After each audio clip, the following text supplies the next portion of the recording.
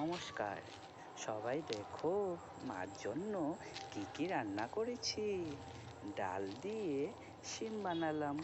ডাল দিয়ে শিম বানালাম না শিম দিয়ে ডাল বানালাম কি বলবো বুঝতেই পারছি না। আর ঝিঙ্গা দিয়ে বড়া বানালাম। তো ঝিঙ্গাটা আমি আগের থেকে কেটে রেখে দিলাম।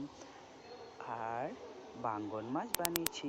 এই মাছকে বাঙ্গন মাছ বলি, তোমরা কি বলো জানি না। তাই মাছ বানানোর জন্য মশলা নিয়েছিলাম দুটো কাঁচা লঙ্কা, সাদা তিল, আদা, সর্ষে আর আস্তা জিরে। তো সব কয়টা মশলাকে আমি একসাথে ধুয়ে নেব। ধোয়ার পরে আমি সব মশলা একসাথে বেটে নেব। আমার মা বলে বাটা মশলা দিয়ে তরকারি খেতে দারুণ লাগে। তাই আমি আজকে মার পছন্দ মতো রান্না করব। আর মাও বলে যে তিল দিয়ে আর সর্ষে দিয়ে একসাথে তিলে সর্ষে মিলিয়ে খেলে পেটও ব্যথা করে না আর গ্যাসও হয় না। তাই আমি মার জন্য এইভাবে রান্না করলাম। তো আমার মশলাটা বাটা শেষ হয়ে গেলে এখন আমি বাটিতে উঠিয়ে নেব। সব বাটা মশলাকে বাটিতে উঠিয়ে নেব। আমার ডালটাও সিদ্ধ হয়ে গেছে, ভাতও প্রায় হয়ে গেছে।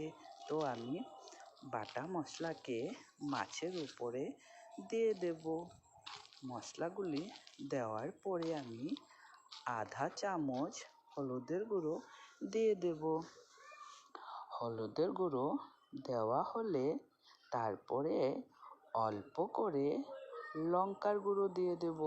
লঙ্কার গুঁড়ো দেওয়ার কারণ হলো লঙ্কার গুঁড়ো দিলে তরকারির কালারটা অনেক সুন্দর আসবে, তাই অল্প করে লঙ্কার গুঁড়ো দিলাম। তারপরে স্বাদ অনুযায়ী নুন দিয়ে দিলাম। নুনটা দেওয়া হলে ওপর থেকে সর্ষের তেল দিয়ে দেব।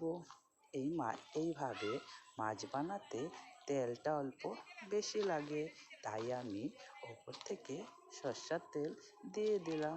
অল্প বেশি করে তেলটা দিয়ে দিলাম।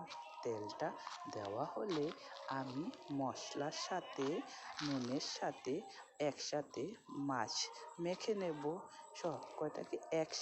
সবগুলোকে একসাথে মেখে নেব। মেখে আমি 10 থেকে 15 মিনিটের জন্য রেখে দেব। আর তার মধ্যে থেকে আমি ঝিঙ্গার বড়াটা বানিয়ে নেব। তাই আমি মাছ রেখে দিলাম, মেখে রেখে দিলাম। এখন আমি ঝিঙ্গার বড়াটা বানাতে চলে গেলাম। আর আমার ঝিঙ্গের বড়া বানানো এখন শেষ হয়ে গেছে। আর ঝিঙ্গার বড়া বানানোর জন্য আমি দিয়েছিলাম বেসন, চালের গুঁড়ো, হলুদ, অল্প করে জিরের গুঁড়ো আর ওপর থেকে কালো জিরে দিয়েছিলাম। আর বেসনের অংশটা অল্প বেশি দিয়েছিলাম, চালের গুঁড়োটা কম দিয়েছিলাম। কেননা আমার মা শক্ত জিনিস বেশি খেতে পারে না, তার জন্য বেসনটা অল্প বেশি দিয়েছিলাম। তো এখন আমার মাছ বানানো হবে। আমি মাছ বানানোর জন্য কড়াই বসিয়ে দিয়েছিলাম। কড়াইতে তেল গরম হয়ে গেছে। তারপরে আমি ফোড়ন দিলাম কালো জিরে অল্প করে কালো জিরে দিলাম। দিয়ে আমি তেলটাকে ছড়িয়ে দিলাম যাতে কালো জিরেটা পুড়ে না যায়। আর মাছটা যে মাছটা নিচের দিক থেকে লেগে না যায়, তাই আমি তেলটা ছড়িয়ে দিয়েছিলাম। তারপরে আমি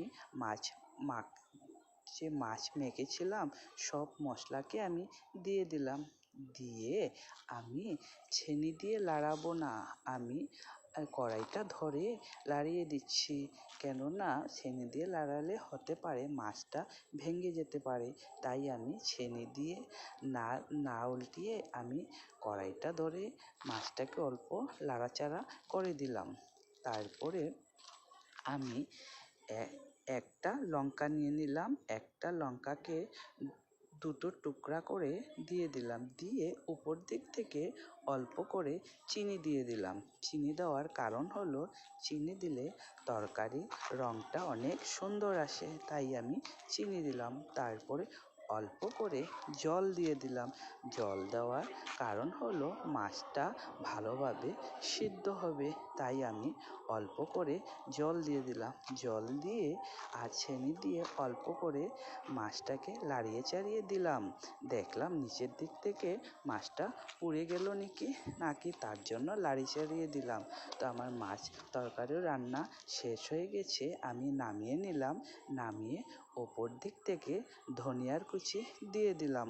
তো সবাইকে বলছি আজকের রান্নাটা আমার কেমন লাগলো। যদি ভালো লেগে থাকে তাহলে লাইক শেয়ার কমেন্ট অবশ্যই করবেন। আর আমার পেজটাকে ফলো করে যাবে, যাতে আমি আরও তোমাদেরকে ভিডিও দেখাতে পারি। ধন্যবাদ।